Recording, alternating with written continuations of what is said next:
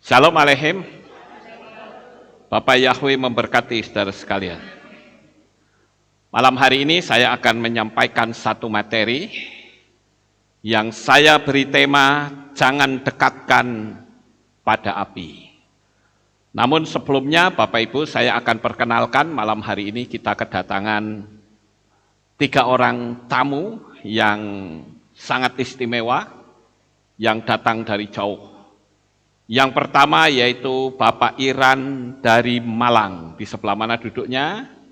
Ya, bisa berdiri kasih salam saudara-saudara. Ya, puji Tuhan. Ya, datengin kasih salam. Ya, puji Tuhan. Kemudian, ya ini Pak Iran ini sekarang tinggalnya di Malang ya. Beliau saya baptis dulu di Sorong waktu pelayanan saya di sana. Kemudian yang berikutnya Ibu Deborah bersama putrinya yaitu Pratiwi yang tinggal di Sumba, NTT. Di sebelah mana? Ya, berdiri, puji Tuhan. Ya, kasih salam, Bapak Yahweh berkati. Ya, iya. Ini Ibu Deborah bersama dengan Pratiwi ini jauh-jauh dari NTT ke Magelang ini baptis pembaharuan, saudara-saudara. Puji Tuhan. Baik, Bapak Ibu, saya akan menyampaikan satu materi. Sekali lagi saya beri tema, jangan dekatkan ke api.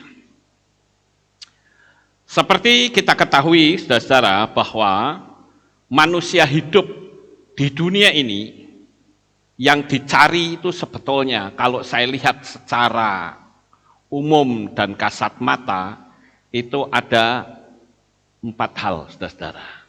Yang pertama adalah panjang umur. Saudara mau nggak panjang umur? Panjang umur. Kemudian kaya raya. Mau. Sehat. Amin. Dan yang keempat adalah hidup penuh dengan keberuntungan. Ya. 4 hal ini yang dicari oleh banyak manusia di atas muka bumi. Dan ini sifatnya umum. Dan itu tidak salah, saudara-saudara. Justru kalau orang hidup di dunia ini, sampai hidupnya miskin terus, itu perlu dipertanyakan. Pasti ada sesuatu yang tidak beres. Jadi, 4 keinginan ini, itu boleh dicari oleh siapa saja. Kalau pendeta boleh enggak? Boleh, kenapa tidak, saudara-saudara? Tapi harus yang benar, saudara-saudara, karena banyak sekali para pendeta yang dia bukannya pelayanan, tapi malah cari duit. Nah itu yang salah, nggak boleh, saudara-saudara. Ya, sehingga kalau dia pelayanan yang dicari duit, ya nanti kalau dapat tugas pelayanan, itu pasti akan pasang tarif. Ya. Orang undang pasang tarif. Oh ya silahkan, tarif saya sekian. Saya beberapa waktu yang lalu ada orang yang cerita sama saya, dia mau minta tolong, sudah pasang tarif dulu, saudara-saudara. Wah ya repot kalau begitu ya. Itu berarti yang dicari apa? Uang. Ya. Nah orang yang seperti ini, saya yakin dia tidak akan paham hukum law of attraction. Nggak akan paham. Dan kalau dia menggembalakan jemaat, dia pasti akan memeras jemaat dengan berbagai macam trik. Serta yang dibicarakan adalah masalah uang, supaya bagaimana caranya jemaat itu keluarin duit untuk dia. Nah itu yang sebetulnya keliru, saudara-saudara. Karena orang yang seperti ini, yang mengejar-ngejar uang, itu justru tidak akan dapat. Sekali lagi, saya pernah menyampaikan bahwa uang itu adalah energi. Semakin dikejar, dia akan lari. Tapi sebaliknya, kalau kita menggunakan pola sistemiknya Bapak Yahweh, bukan kita yang mengejar, tapi dia yang mengejar kita. Nah, Bapak Ibu yang terkasih, Kalau kita mengerti dan memahami akan hukum law atau law of attraction atau hukum daya tarik menarik, pasti orang akan melayani dengan tulus. Karena dia tahu bahwa Bapa Yahweh itu sanggup memberkati dengan caranya sendiri. Dia bisa pakai siapa saja karena ada sistemiknya Bapa Yahweh. Nah, sekarang yang menjadi sebuah pertanyaan adalah, orang kan tadi mencari 4 hal ya, saudara-saudara. Yang pertama tadi, apa? Panjang umur. Yang kedua, kaya raya. Yang ketiga, sehat. Yang keempat, keberuntungan. 4 hal ini, saudara-saudara, ini yang harus dimiliki oleh semua orang di atas muka bumi ini. Tetapi sekarang faktanya banyak sekali orang yang nggak dapat 4 hal ini. Kita dapat 2 saja sudah bagus. Dapat 3 lebih bagus, apalagi kalau semua kita dapat, akan sangat bagus. Tapi sekarang ini, saudara, banyak sekali orang-orang yang menghubungi saya, dan rata-rata yang mereka ceritakan adalah keluhan. Kenapa tiba-tiba dagangannya sepi? Ya. Dan selalu yang disalahkan itu adalah pandemi, saudara-saudara. Jadi pandemi ini menjadi sumber malapetaka. Lalu yang jadi pertanyaan adalah, benarkah kekuasaan Bapa Yahweh itu bisa dihambat dengan pandemi? Tidak, saudara-saudara. Ini konsep ini mesti kita ngerti dulu, saudara-saudara. Selama kita tidak memahami, maka kita akan ikut arus. Orang di luar sana juga mengatakan, oh ini karena pandemi. Ya kalau begitu berarti Tuhan nggak maha kuasa dong. Hanya dihambat oleh seperti itu. Terus ada yang ngomong gini, loh Pak, bukankah itu ada dan sudah tertulis dalam kitab suci, ada nubuatan yang kita akan memasuki masa yang sukar. Benar.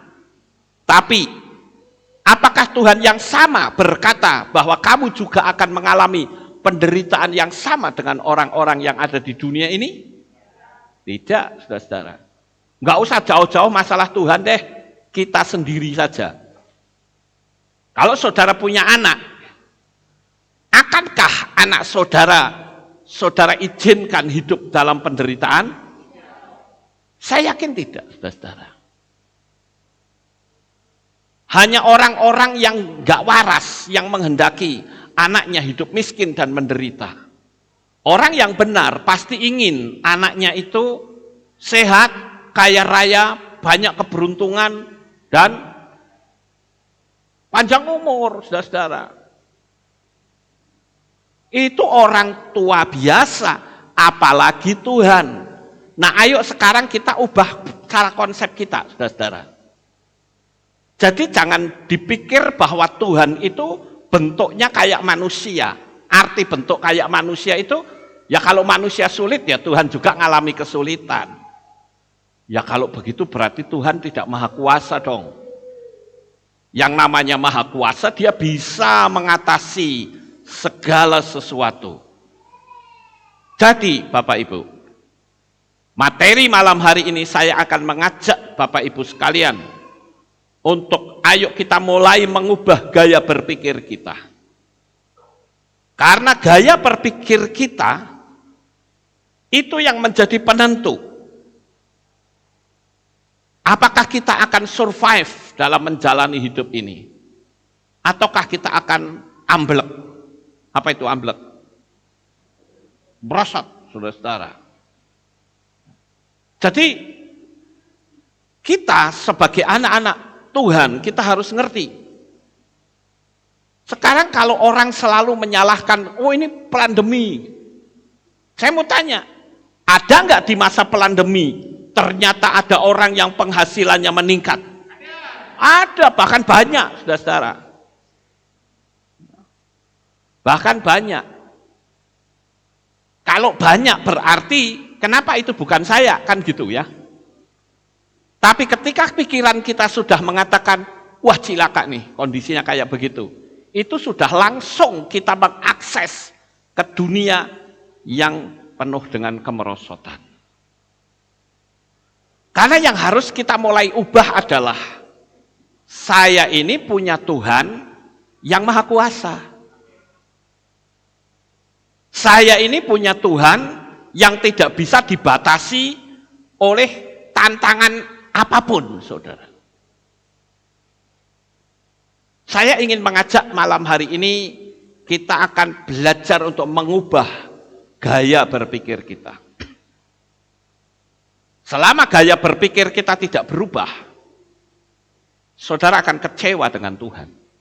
Katanya Tuhan itu ajaib. Katanya Tuhan itu luar biasa. Kok seperti ini?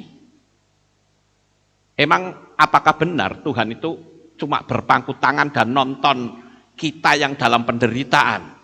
Saya yakin kok tidak, saudara-saudara. Saya yakin, seyakin-yakinnya Tuhan tidak akan seperti itu. Dan hari ini saya perlu beritahu, mata Tuhan yang bahkan bisa tembus sampai ke dasar hati saudara, Dia pun melihat kehidupan pribadi saudara dimanapun saudara berada. Dan Tuhan yang sama, Dia ingin hidupnya kita, hidup yang semakin meningkat, bukan semakin menurun.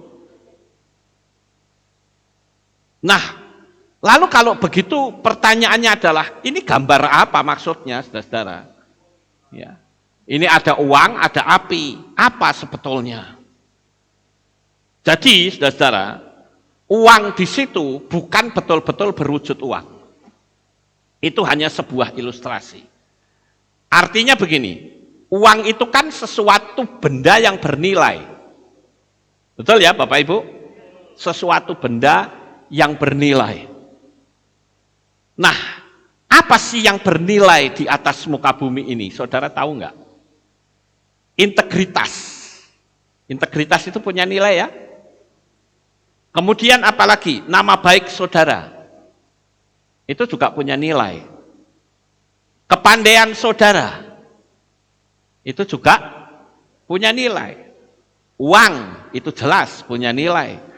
Rumah itu juga punya nilai. Nah, Bapak Ibu yang terkasih, sesuatu yang bernilai seperti ini saya gambarkan uang, sesuatu yang bernilai, jangan pernah didekatkan kepada api. Lalu pertanyaannya, apa yang dimaksud api itu?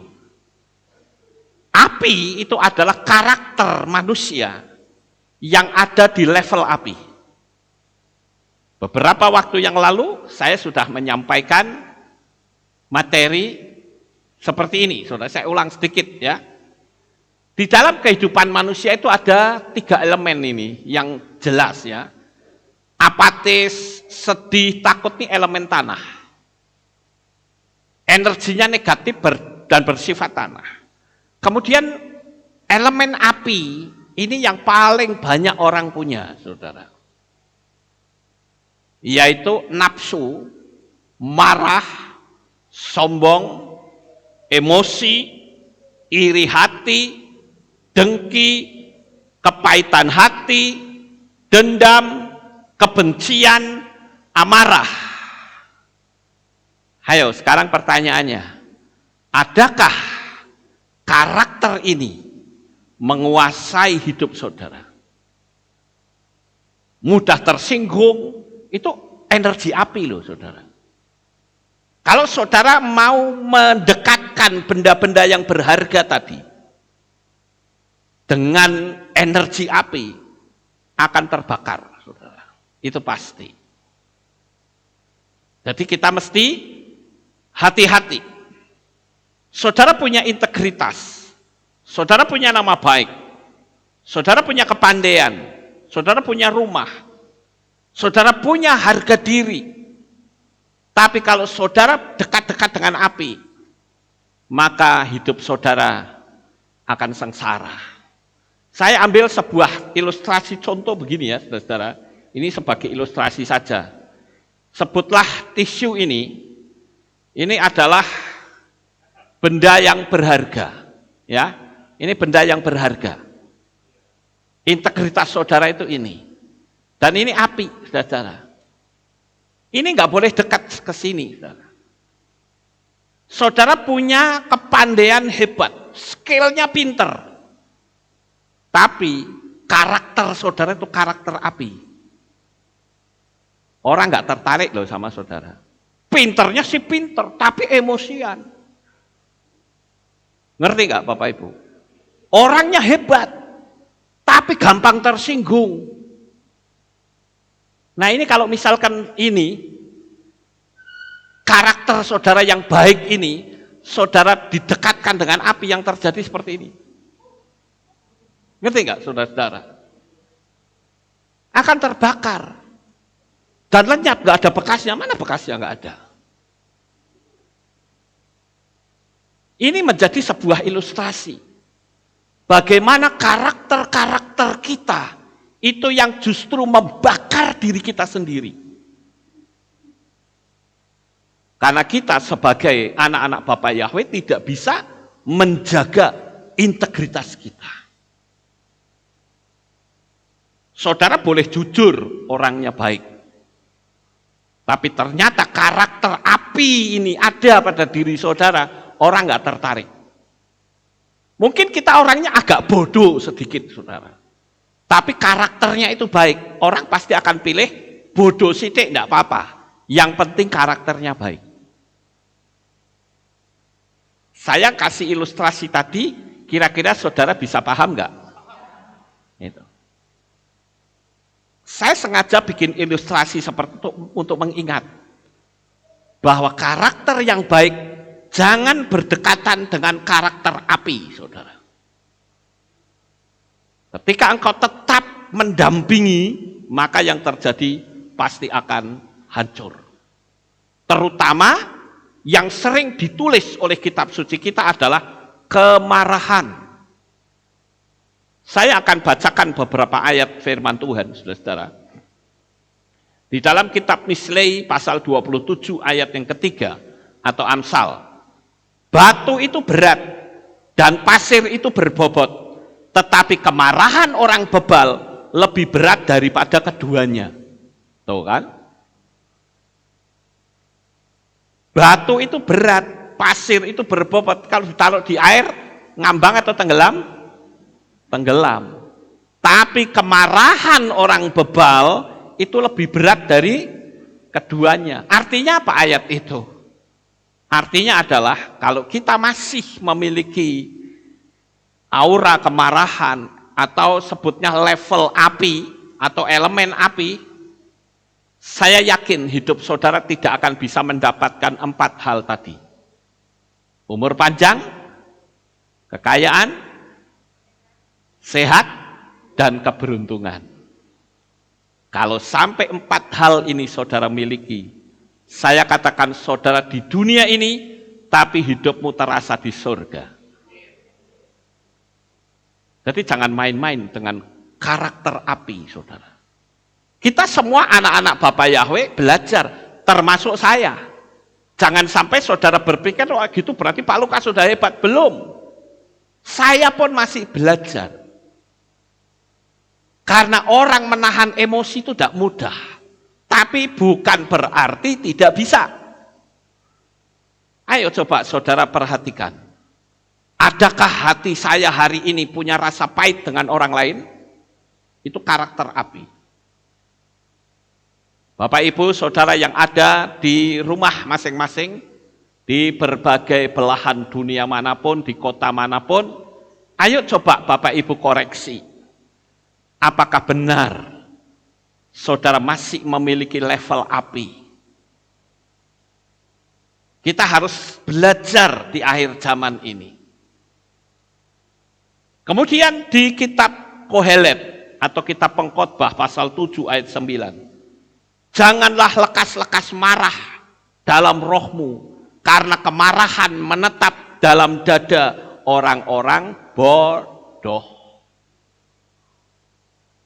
Orang itu boleh marah enggak saudara? Boleh. Tapi kalau sudah namanya kemarahan, itu sudah over. Melebihi standar. Orang marah itu boleh, bukan tidak boleh. Yesua sendiri juga marah, tapi yang benar marahnya. Jangan bangun tidur marah, bangun tidur marah. Suami istri ribut marah. Orang tua anak ribut marah. Bagaimana hidup saudara bisa diberkati kalau begitu modelnya? Karakter api itu akan menenggelamkan hidup saudara. Ingat baik-baik itu. Dan saya ingin agar apa yang kita sama-sama pelajari malam hari ini, betul-betul kita bisa mempraktekannya. Saudara lihat di sini ada elemen air. Ini sifatnya menyejukkan. Kalau saudara dekat dengan orang-orang yang memiliki elemen air, wah itu sangat menyenangkan sekali, saudara. Kita lihat dari level yang paling rendah saja, semangat. Semangat, excited, ya, punya kesukaan, apapun selalu semangat. Disuruh kerja, semangat. Disuruh pelayanan, semangat. Disuruh apa lagi? Pokoknya apapun selalu responnya semangat. Anak disuruh orang tua, semangat atau ngamuk, saudara? Semangat. Saya pernah dikomplain sama seseorang. Ketika saya istilahnya ngelem gitu loh. Wah enak ya, anaknya masih muda, tapi sudah rohani. Saya langsung disemplak sama ibunya. Wah, papi itu kan taunya kan di gereja, taunya kan di kehilat. Coba papi lihat hidup sehari-harinya. Langsung disemplak begitu, saudara. Oh ya, masa? Oh ini kalau disuruh, wah. Kalau belum ibunya tolong-tolong, belum jalan katanya. Ya saya bilang ya enggak boleh kayak gitu. Belajarlah supaya segala sesuatu harus dilakukan dengan semangat. Naik levelnya sedikit yaitu ikhlas, rela. Ya, ikhlas. Jadi segala sesuatu ya ikhlas itu kalau dalam bahasa Indonesia mungkin apa? Semeleh gitu ya, saudara. Apa? Semeleh pokoknya lah. Ya, wis karepe lah, yang penting aku jalani dengan ikhlas begitu, saudara. Itu levelnya naik lagi. Dinaikkan lagi menjadi damai. Apapun yang dilakukan selalu bikin hati itu damai. Lawannya damai apa? Kembrungsung. Ya, kembrungsung. Nggak tahu bahasa Indonesianya apa sih kembrungsung? Ya. Apa itu? Ya pokoknya kembrungsung gitu. Pengennya kayak godok air itu kan runtung gitu ya, keberungsung saudara. Ini yang dari Malaysia mungkin tanya-tanya, apa itu keberungsung? Ya itu modelnya kayak gitulah, apa pengennya buru-buru gitu ya. Jadi Bapak Ibu yang terkasih, ketika segala sesuatu itu dilakukan dengan damai sejahtera, tidak bikin hati panas keberungsung, maka apapun yang saudara lakukan itu akan menyenangkan hati Tuhan. Saudara disuruh berdoa ya, ayo datang doa. Saya bersyukur Bapak Ibu, sampai tadi siang masih banyak orang-orang yang WA saya dan dia berkata, saya mendukung doa rantai, saya ikut ambil bagian. Dia tulis apa jam-jamnya, saudara. Saya bilang, aduh terima kasih bisa mendukung doa rantai. Ya, dan ini sudah ketutup semua 24 jam, sekarang tinggal diterapkan saja. Kalau saudara sudah ambil tekad, oh saya mau jam 7 sampai 8, sudah lakukan saja. Dan itu akan rame-rame ngumpul di udara, di alam roh, saudara-saudara. Doa-doa dari berbagai macam tempat. Bahkan ada orang yang berani mengambil, saya dari jam 12 sampai jam 2. Wah itu luar biasa ya. 2 jam loh saudara-saudara. Jadi saya sangat memberikan apresiasi kepada Bapak Ibu Saudara yang sudah ambil bagian, dan mohon maaf nama Bapak Ibu sekalian tidak bisa saya sebutkan karena cukup banyak, ya. Tapi saya ucapkan terima kasih karena kita tahu bahwa kondisi keadaan dunia ini sudah semakin kacau, semakin mengerikan. Tapi percayalah, selama kita mengandalkan kekuatan Tuhan, tangan Bapa Yahweh akan selalu melindungi saudara dimanapun saudara berada. Jangan takut, jangan gentar. Bapa Yahweh selalu melihat hidup saudara. Cintanya kepada diri saudara itu sedemikian luar biasa. Sampai-sampai Yeshua menderita dan mati di kayu salib. Itu tidak lain adalah membela saudara semuanya. Jadi malam hari ini, ayo teguhkan hatimu. Penderitaan itu bukan milikmu, tapi kebahagiaan itu milik saudara. Jadi malam hari ini saudara, yakinkan dalam dirimu bahwa Bapa Yahweh itu baik, mencintai hidupmu. Setiap waktu saya selalu berpola pikir mindfulness, saudara. Ketika saya ngerjain apa, saya mindfulness dengan berkata, aku ada dalam pemandangan mata Tuhan. Dan aku adalah orang yang sangat disayang oleh Bapa Yahweh. Dan saya beritahu, Bapa Yahweh itu tidak cuma menyayangi saya, tetapi juga menyayangi Bapak Ibu semuanya. Baik yang ada di Kehilat ini, maupun yang ada di rumah masing-masing. Bapak Ibu Saudara, yakinkan engkau ada dalam pemandangan mata Tuhan. Di dalam kitab Kolose, pasal 3 ayat yang ke-8, di sana dikatakan, namun kamu juga sekarang, buanglah semuanya ini, kemarahan, kegeraman, kedengkian, fitnah, kata-kata kotor dari mulutmu. Nah, kata-kata kotor dari mulutmu, ini semua adalah energi api, saudara. Energi api. Jadi kita sebagai anak-anak Bapa Yahweh itu hati-hati jaga mulut, saudara. Saya mendengar ada orang tua ngatain anaknya dengan kebun binatang. Aduh, itu ngeri sekali loh, saudara. Sangat mengerikan sekali. Anaknya nggak terima, anaknya juga ngomong bahwa orang tuanya juga binatang. Lah hidup yang seperti ini, apakah ini energi positif? Saya yakin tidak. Kita sebagai anak-anak Bapa Yahweh harus menyadari bahwa perjalanan hidup kita selama kita ada dalam rule, aturan dari Tuhan, maka yang ada kebahagiaan yang saudara nikmati. Yakobus 1 ayat 20. Sebab kemarahan manusia tidak menghasilkan kebenaran Elohim. Jadi malam hari ini Bapak Ibu, saya tidak tahu siapa yang gampang marah. Tapi biarlah pesan saya agar saudara betul-betul bukan menjadi orang yang pemarah. Sedikit-sedikit marah, sedikit-sedikit emosi, sedikit-sedikit ngomongnya sengak. Itu akan membawa dampak yang kurang baik kepada saudara. Nah, Bapak Ibu saudaraku yang terkasih, sekarang kita akan cari tahu, apa sih yang menjadi penyebab dari elemen api ini? Kenapa orang bisa kecewa, orang bisa takut, orang bisa cemas? Itu pasti ada penyebabnya, saudara.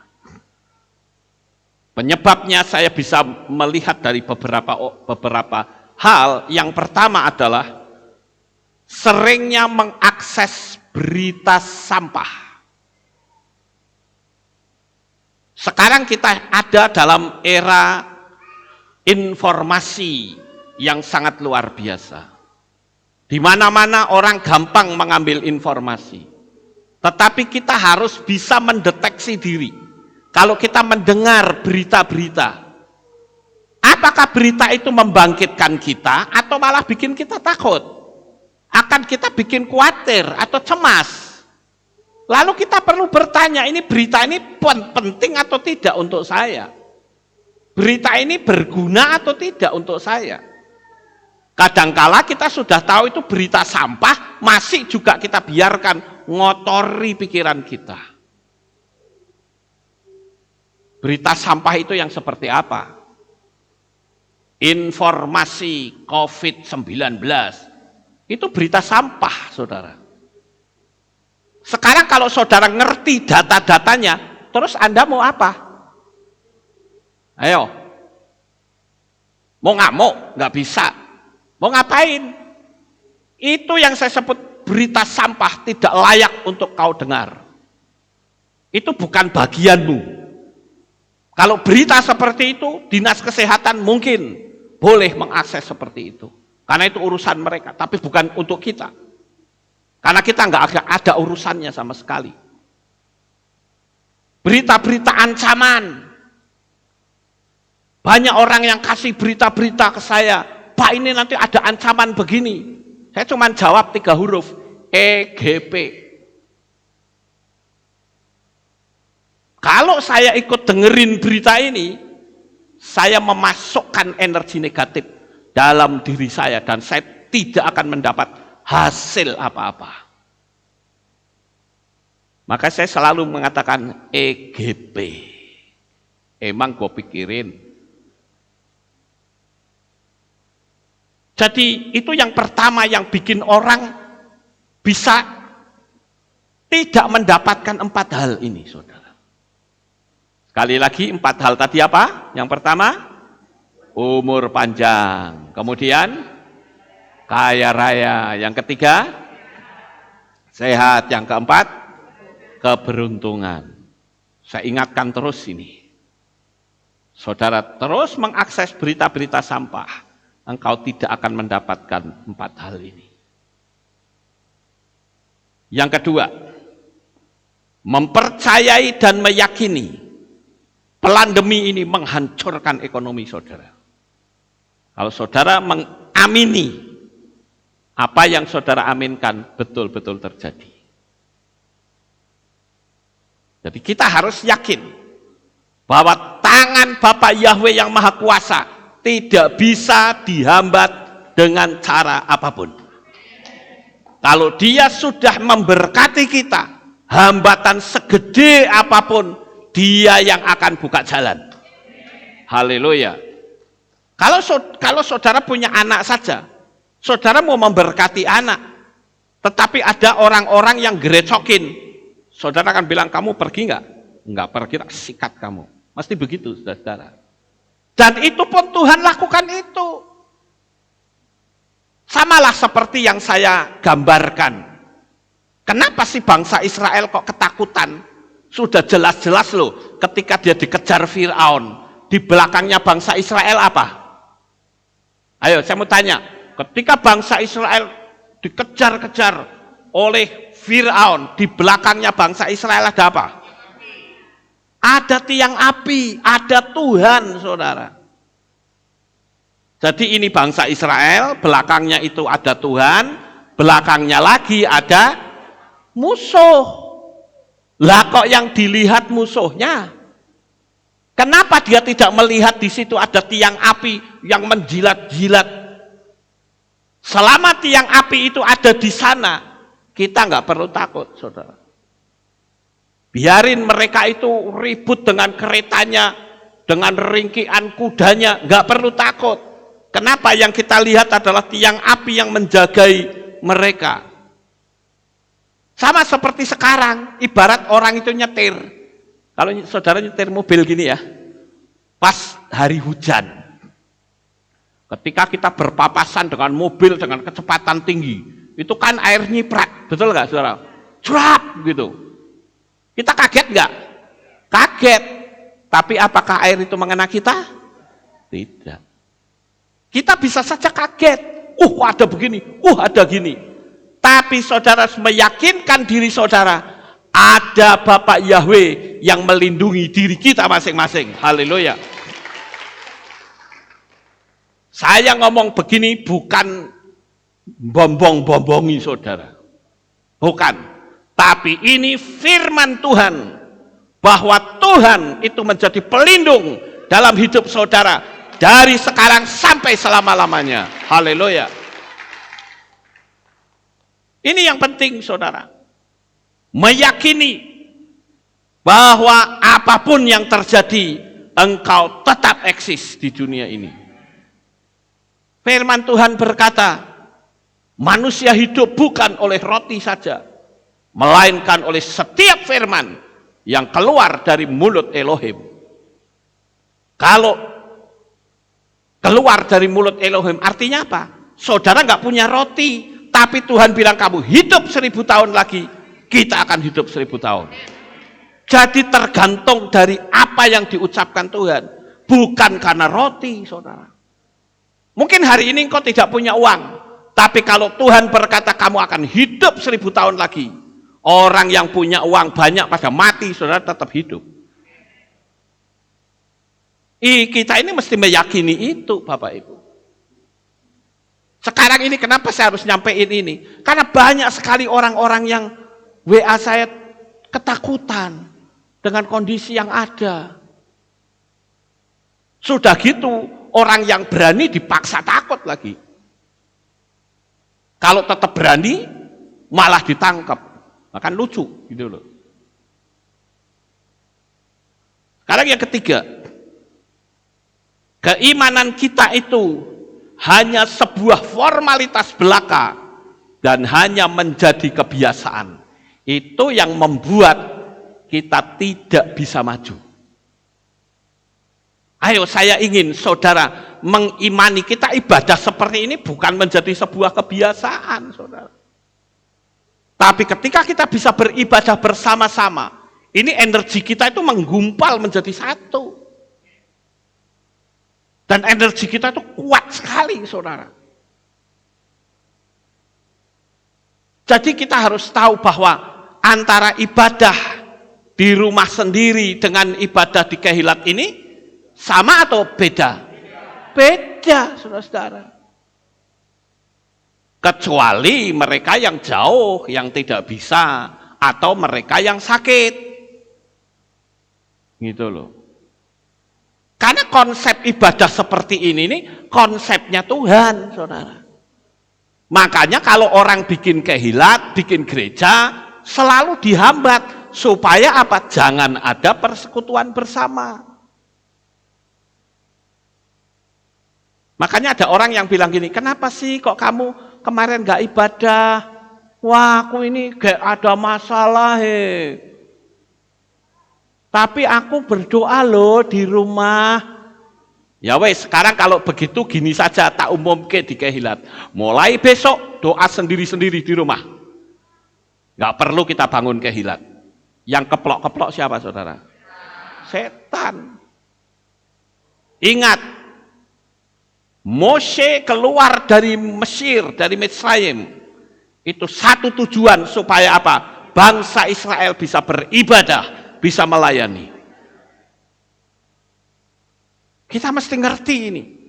Jangan karena kondisi lalu kita jadi ikut-ikutan. Di mana iman Anda kalau begitu?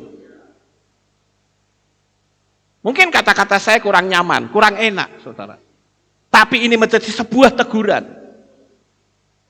Yang namanya iman kita bisa membuktikan. Karena Yesua akan datang dan dia akan bertanya, adakah iman di bumi ini ketika dia datang? Coba sekarang rasakan dekapan tangan kasih Bapa.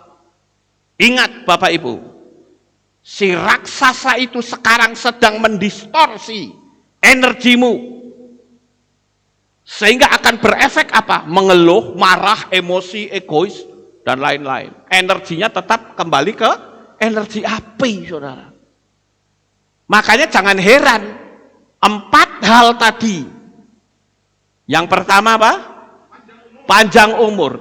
Kemudian yang kedua, kaya raya. Yang ketiga, kesehatan. Yang keempat, itu tidak boleh dekat dengan level api. Sekali dekat dengan level api, habis saudara. Terbakar itu. Ya. Jadi kita juga perlu juga tidak boleh berada di level tanah. Ini elemen tanah ini juga berbahaya loh.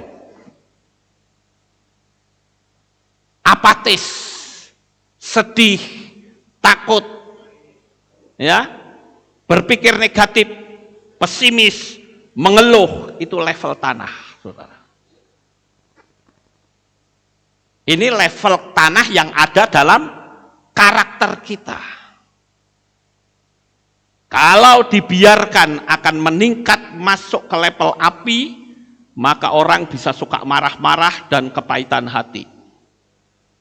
Oleh karena itu, Bapak Ibu Saudara, kita harus terus belajar, banyak-banyaklah bersyukur, dengan mengingat apapun yang sudah Bapak Yahweh berikan, saudara bisa menggunakan bayangan saudara.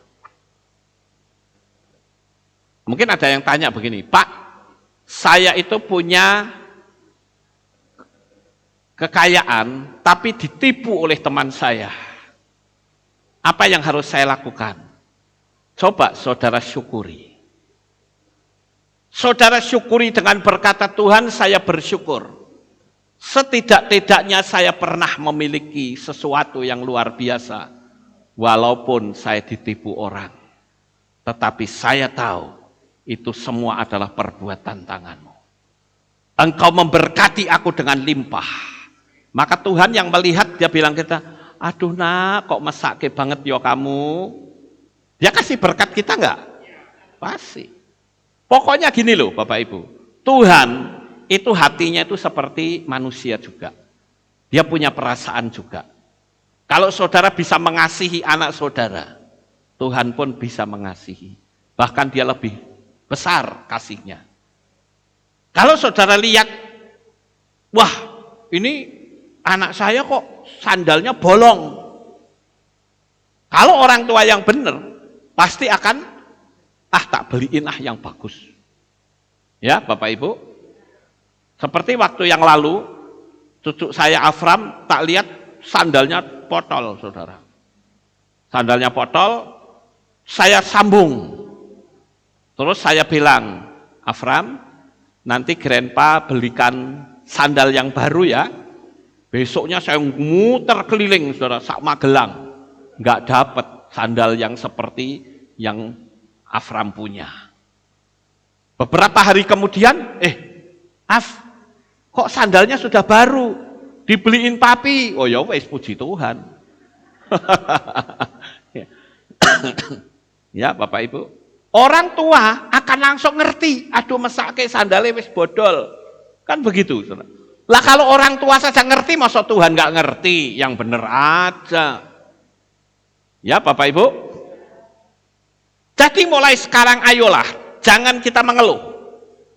Karena mengeluh itu sama saja dengan mengerutkan kemampuan dahsyat dari Tuhan. Di mana-mana banyak berita yang selalu mendatangkan energi negatif. Dan anak-anak Tuhan sayangnya banyak yang mengaminkan apa yang sedang terjadi. Saudaraku yang terkasih, saat ini saya memberitakan dari pemancar kerajaan Syamayim. Saya beritahu, pemancar itu bersuara, ada kedahsyatan Bapak Yahweh yang melingkupi hidupmu. Ada kedahsyatan Bapak Yahweh yang melingkupi keluargamu. Dan bahkan ada kedahsyatan Bapak Yahweh yang melingkupi usahamu. Itu pemancar dari kerajaan Syamayim yang saya suarakan dari mulut saya. Pemancar suara yang kedua saya katakan, engkau akan sukses jika Yesua belum datang. Tanpa harus melalui bangku sekolah pun engkau bisa sukses. Saudara harus tahu, dunia ini banyak dikuasai oleh orang-orang yang tidak sekolah.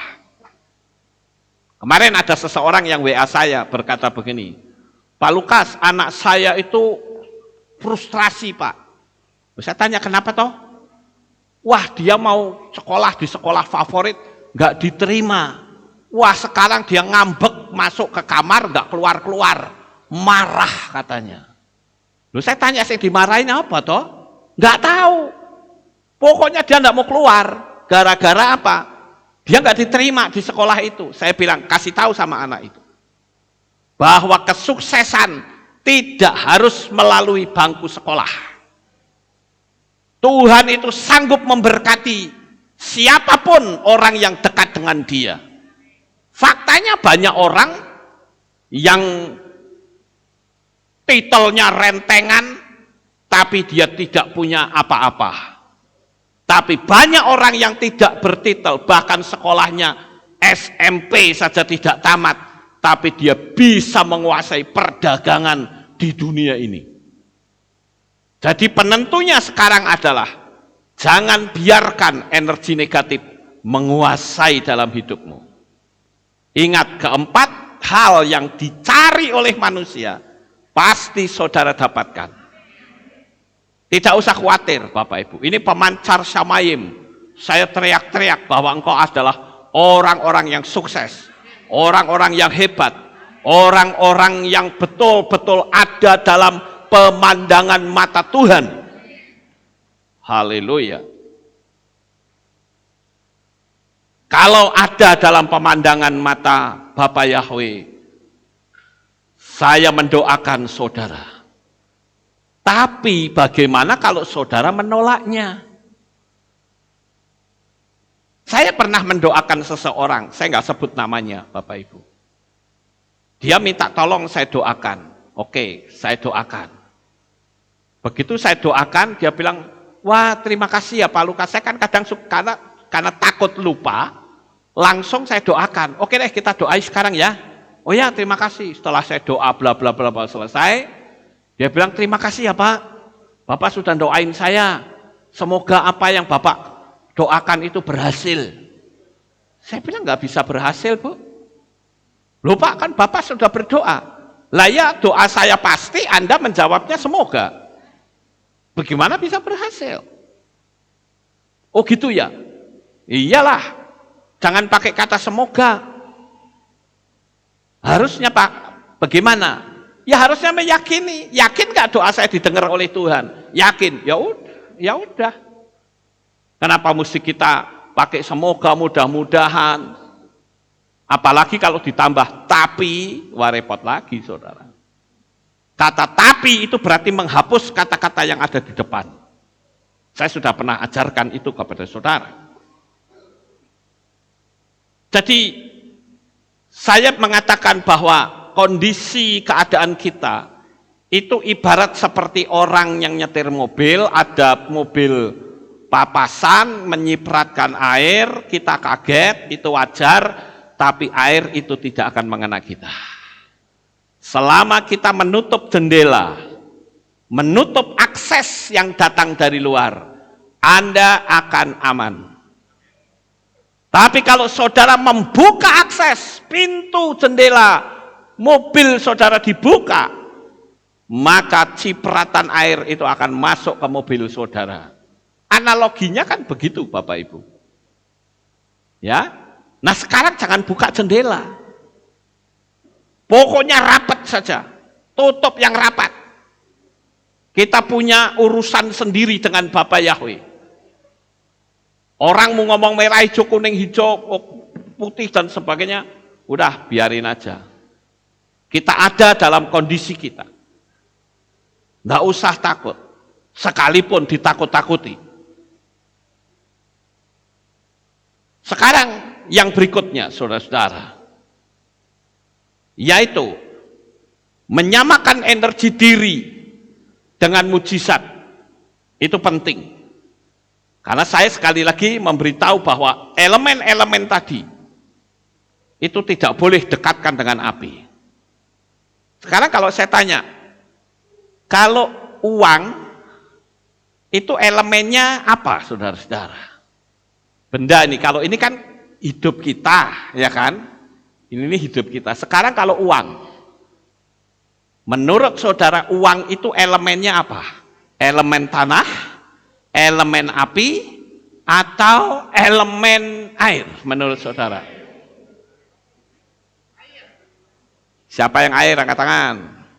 Siapa yang bilang api? Siapa yang bilang tanah? Nggak ada yang jawab tanah.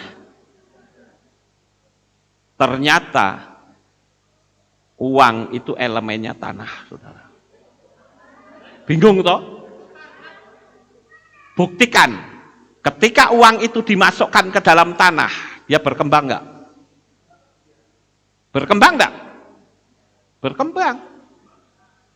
Saudara punya uang, makanya konsepnya firman Tuhan kan ada istilah perpuluhan. Iya toh?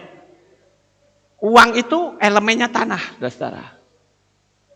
Jadi saudara ambil, dimasukkan kembali ke tanah, dia berkembang nggak? Berkembang, saudara. Dan saya lihat kata uang, ya, saya coba tadi melihat di dalam teks Ibrani, kata uang itu teks Ibraninya kesep. Kesep. Kaf samek P. Kesep. Nilai gematrianya 160.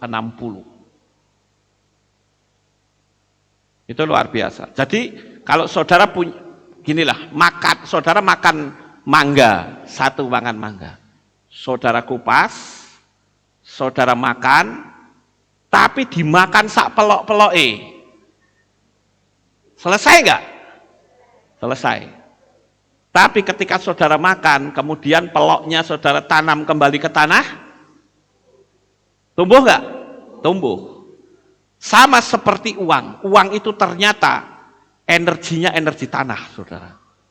Makanya kalau uang itu ditaruh di tanah, dia akan bertumbuh. Ngerti nggak Bapak Ibu? Jadi kita sebagai orang-orang yang percaya kepada Tuhan, kita harus ngerti tentang energi-energi ini. Kenapa uang itu harus ditanam kembali?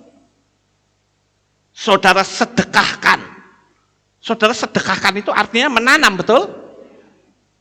Sedekah itu dari kata sadik, itu artinya kebenaran.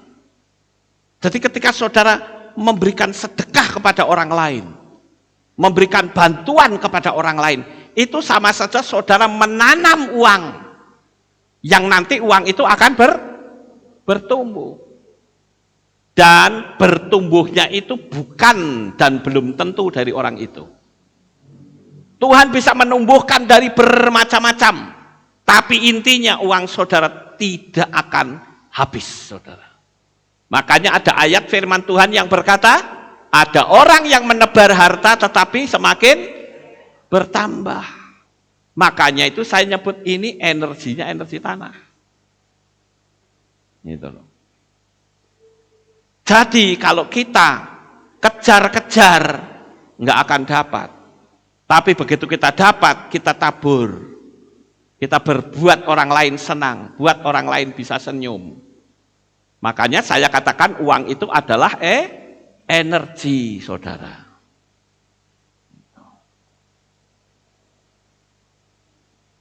Kita sekali lagi itu lebih dominan unsur api.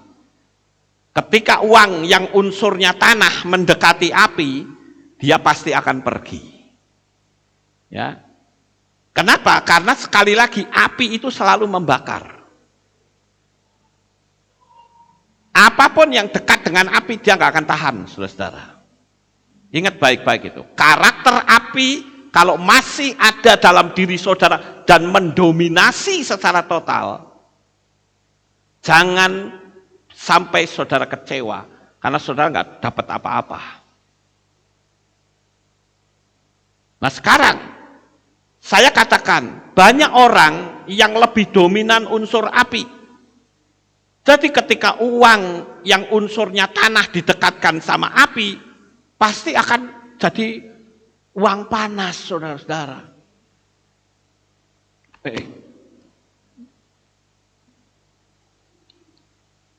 Jadi uang panas gitu loh.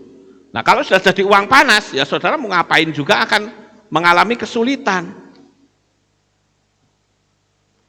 Makanya saya katakan kita sebagai anak-anak Bapak Yahweh kita perlu belajar untuk memahami akan dunia energi.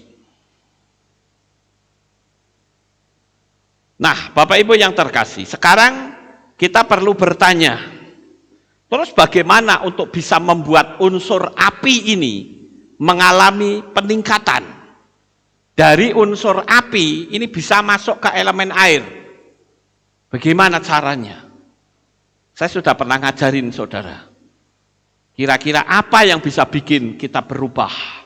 Dengan cara meditasi, saudara. Meditasi itu cara satu-satunya untuk bisa membuat manusia itu menjadi teduh dalam keheningan. Selama saudara tidak mengambil pola masuk dalam keheningan, saudara akan sulit sekali untuk bisa memadamkan amarah saudara. Makanya ketika emosi muncul, amarah muncul, tutup mulut saudara. Atau kita pakai cara yang ekstrim, saya pernah ajarkan, ayo diingat kembali, cara ekstrimnya bagaimana? Siram air, betul, masuk kamar mandi, gerujuk pakai air, saudara.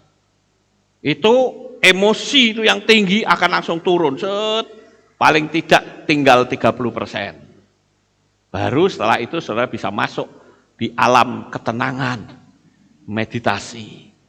Karena banyak orang selama ini juga sering tanya sama saya, Pak, bagaimana meditasi yang benar? Saya bilang, lihat aja video saya. Pernah lihat nggak? Belum. Ayo lihat.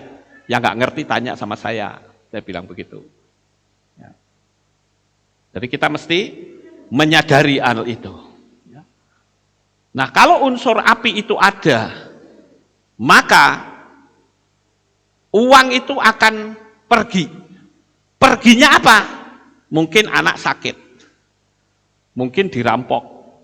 Atau dicopet, atau boros. Uang itu nggak bisa kumpul, saudara-saudara.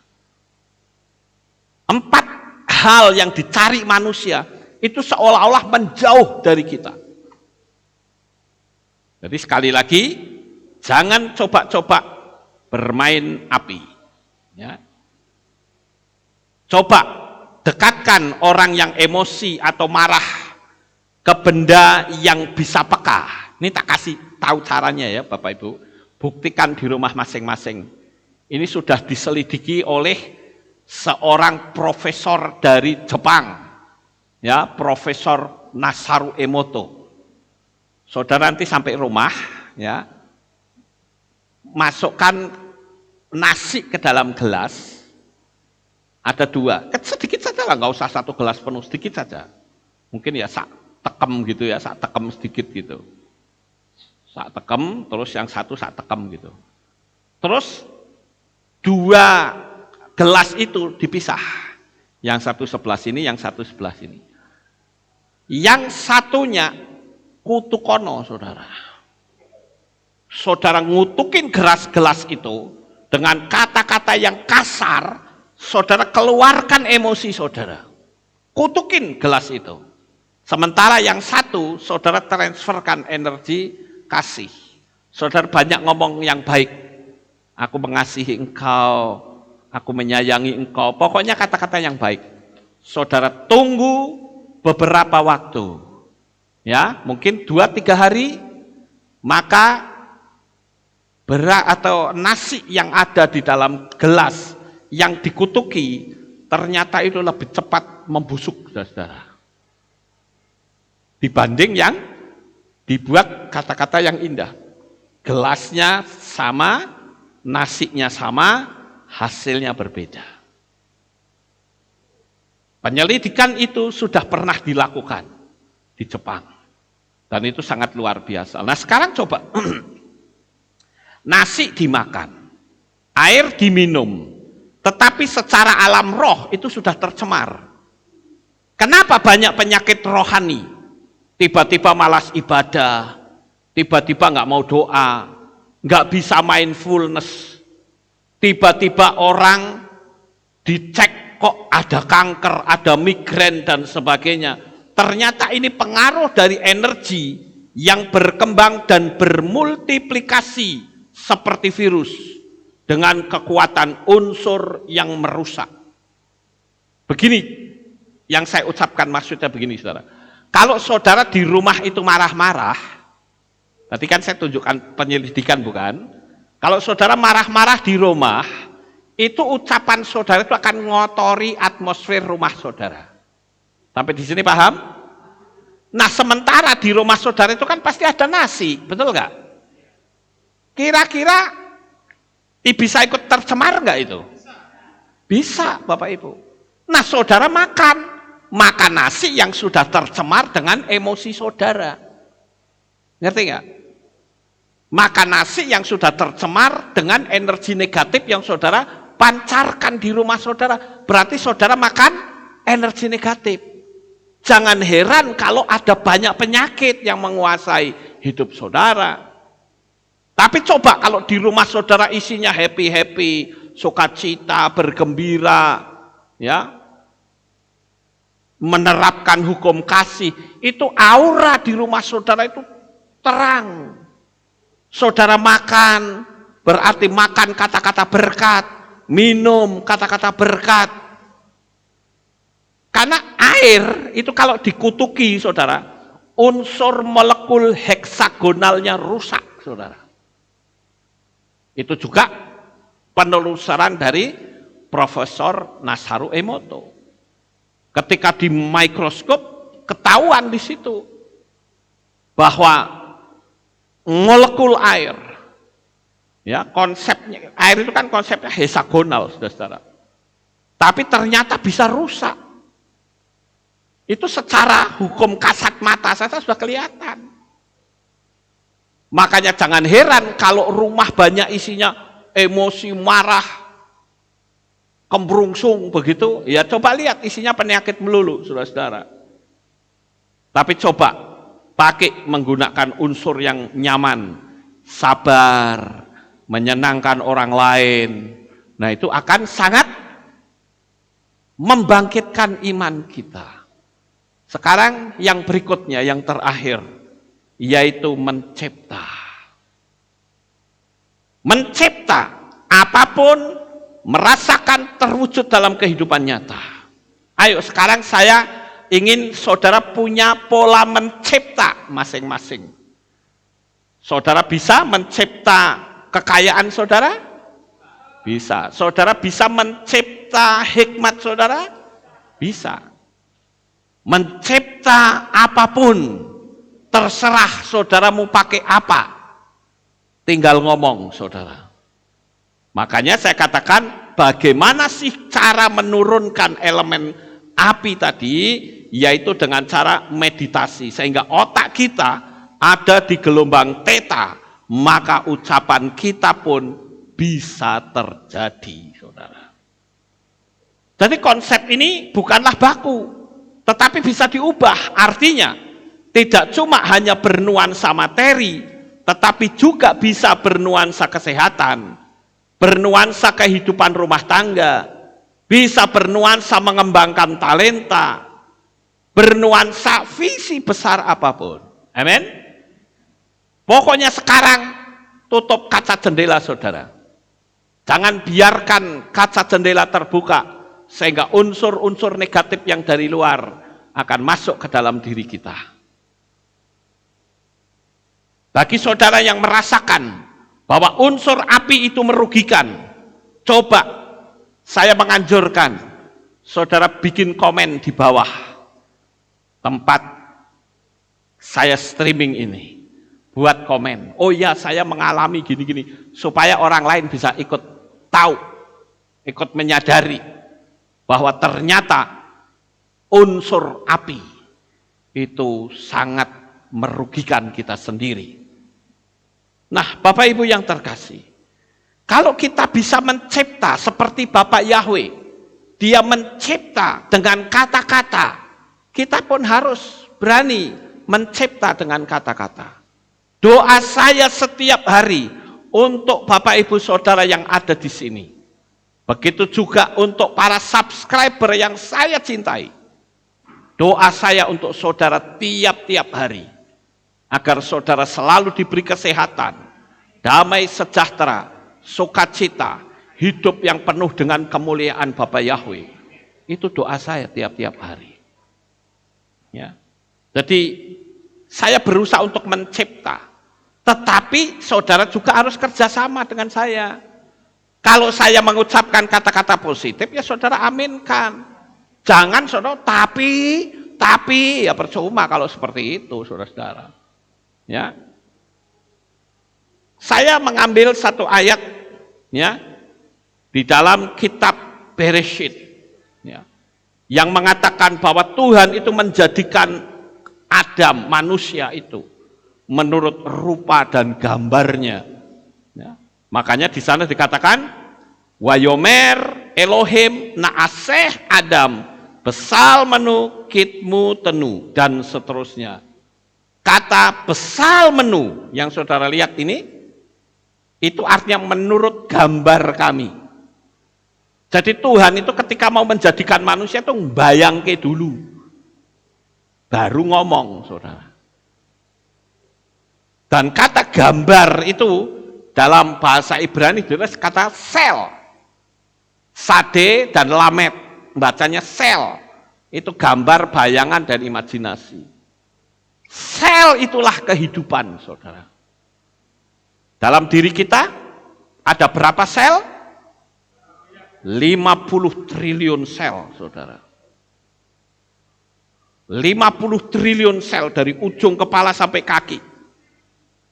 Itu dahsyat sekali. Makanya, kalau kita menyadari saat kita mengucapkan kata-kata yang buruk, sel kita mengalami kelemahan. Ketika kita takut, sel kita mengalami kerusakan, saudara. Makanya saya sering mengatakan, kalau anak kecil dibentak dengan kata-kata yang kasar sampai dia takut gitu, itu sel kelembutannya mati semua, saudara. Makanya kan ada pepatah bilang gini, ki bocah nek ora disabet ndak mau jalan. Karena sudah terbiasa disabet, saudara. Sabet tahu dipukul. Jadi kalau anak kecil diomongin ndak nurut dipukul, duduer. Terus begitu. Kalau dia nggak dipukul nggak jalan. Kenapa? Karena sel kelembutannya itu sudah mati. Hanya dengan bentakan saja. Semua manusia itu pada prinsipnya, itu Tuhan memberikan, melengkapi manusia itu dengan kelemah lembutan. Saya pun juga orangnya lemah lembut loh, saudara. Ya, betul, saya orangnya lemah lembut. Buktinya apa? Saya gampang terenyuh. Tapi saya jadi orang kasar yang minta ampun. Kenapa? Karena saya dibentuk oleh dunia. Maka saya banyak meditasi, banyak berserah kepada Tuhan. Saya pun banyak berdoa untuk jemaat yang saya kasihi, untuk saudara para subscriber semua. Mungkin saudara hanya cuma nonton, tapi saya punya beban. Saya sudah upload di video, orang nonton saya, berarti saya anggap dia adalah jemaat yang harus kami doakan. Karena saya tahu kondisi dunia ini sudah sedemikian sulit. Tetapi kesulitan itu kita bisa tutup jendela. Biarkan Tuhan berperkara dengan kita. Dan Bapa Yahweh akan senantiasa melindungi, menjaga hidup saudara. Saya beritahu Bapak Ibu, masa-masa kedatangan Tuhan itu sudah sedemikian singkat. Kita tidak bisa lari kemana-mana. Yang hanya kita bisa lakukan, ayo benahi hidup kita, sehingga ketika sangkakala berbunyi, kita akan mendengar dan kita akan menyongsong Tuhan di awan-awan permai, dan kita bisa berkata goodbye dunia. Dan saya percaya, semua kita yang ada di sini, saudara yang mengikuti streaming, saudara pasti akan mengalami rapture. Sukses besar untuk saudara. Bapak Yahweh memberkati. Haleluya. Kita tunduk kepala, kita akan berdoa. Kami mengucapkan terima kasih dan syukur kepadamu ya Bapa. Pada malam hari ini kami bersama-sama telah mendengarkan renungan firman-Mu. Biarlah apa yang kami renungkan, kami tanamkan di dalam hati kami. Dan kami akan mendapatkan 4 hal yang dicari oleh manusia di atas muka bumi ini. Dan kami tahu Engkau memberikan itu kepada kami semua. Saya kembali berdoa Bapa, anak-anak-Mu yang mengikuti streaming kami, berkatilah mereka ya Tuhan. Apapun yang mereka lakukan dan kerjakan, dibuatnyalah Engkau menjadi berhasil. Engkau berkenan untuk mendengarkan doa-doa kami semua ya Tuhan. Sehingga para subscriber pun dapat mengalami mujizat-mujizat besar di tengah-tengah kondisi dunia. Kami percaya Bapa Yahweh memberkati mereka. Di dalam nama Adonai Yeshua HaMashiach, kami sudah berdoa. Amin. Haleluya. Kita akan dengar pengumuman. Berjumpa kembali dalam Aleph Tau Breaking News. Berikut kami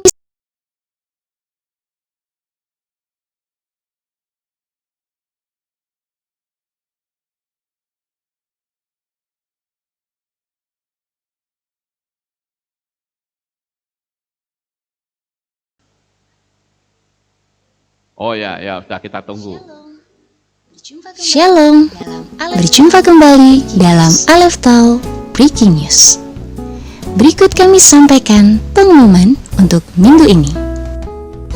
Untuk menindaklanjuti aksi donor darah di bulan Maret lalu, maka Kehilat akan mengadakan program donor darah tiap 3 bulan sekali. Donor darah akan dimulai pada hari Minggu 27 Juni 2021 pukul 9 pagi di Kehilat. Bagi jemaat yang ingin berpartisipasi, dapat mendaftar di kantor Kehilat. Demikian pengumuman minggu ini. Sampai jumpa di ibadah selanjutnya. Bapak Yahweh. Ya, itulah pengumumannya. Dan pengumuman tambahannya, itu yang tadi ya, ada rally doa. Di dalam iman yang kuat terdapat imun yang kuat. Itu ada di hari Jumat tanggal 25 Juni di pukul 5 sampai 6 di Kehilat Aleph Tau Magelang. Jadi saya menghimbau Bapak Ibu Saudara bisa hadir dalam rally doa ini. Waktu yang lalu ya kita sudah bikin adanya doa untuk negara Indonesia, itu sudah cukup banyak yang hadir. Kali ini saya ingin bisa lebih banyak lagi. Haleluya. Ya, saudara, itu pengumumannya dan kita akan akhiri kebaktian kita. Saya mengundang jemaat Tuhan kita bangkit berdiri dan kita akan tutup di dalam doa. Terima kasih Bapak Yahweh, selesai sudah ibadah kami. Dari awal, pertengahan, sampai pada akhirnya. Sebentar lagi anak-anak-Mu akan kembali pulang ke rumah mereka masing-masing. Kami mohon perlindungan dan tuntunan Tuhan, sehingga mereka sampai di rumah dengan selamat. Pertemukan kembali pada jam-jam ibadah mendatang di dalam ikatan tali kasih-Mu. Terima kasih ya Bapak Yahweh, kami menyerahkan semua ini di dalam tangan Tuhan.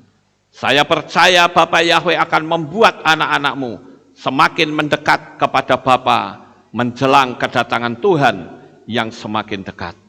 Terima kasih Tuhan, inilah doa syukur yang kami naikkan kepadamu. Di dalam nama Adonai Yeshua HaMashiach, kami sudah berdoa dan mengucap syukur. Mari kita angkat tangan kita dan kita akan menerima berkat Kohanim. Haleluya. Yevarechecha Yahweh wa yismereka.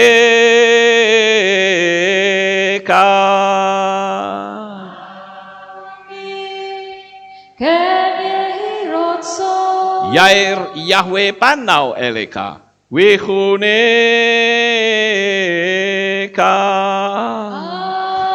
Amin. Ken yehirotso. Yesa Yahweh panau eleka wayashem lecha shalom. Amin. Ken yehirotso. Baruk atabair ufaruk atabasadeh. Engkau akan diberkati di kota dan kau akan diberkati di ladang. Amin. Baruk peripit nih, kau friat matka ufri fahem teka shikar ala peka wa esterot soneka.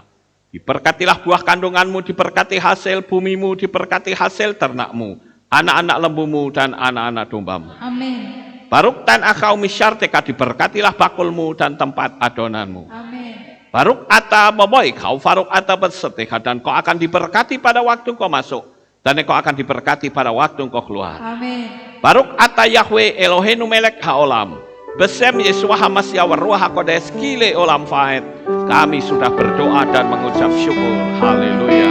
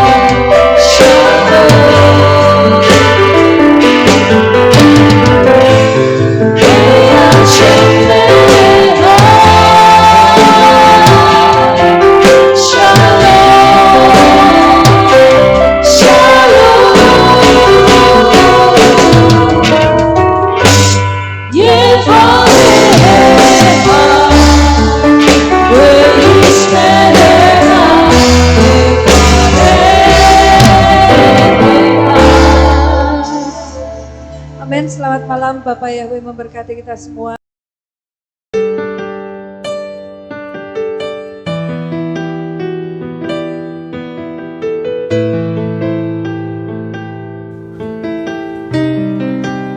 Segala pujian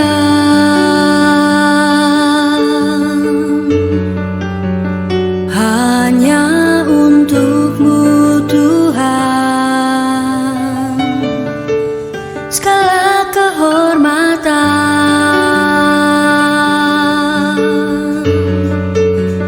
juga punya-Mu Tuhan. Dari puncak tertinggi sampai lembah terlandai, semua karya kasih cinta-Mu, sujud menyembah Sang Maha Pencipta.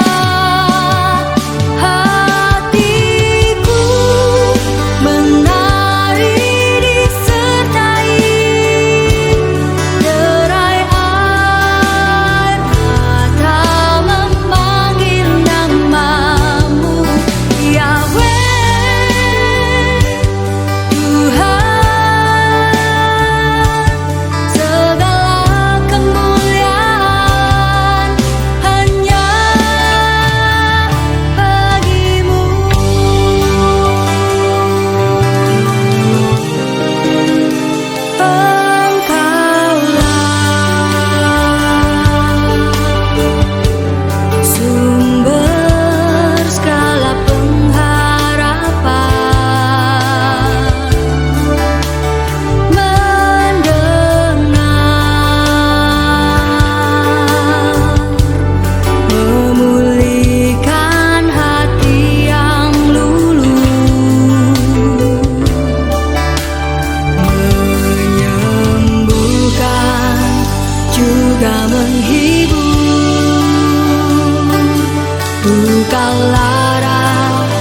menjadi baik.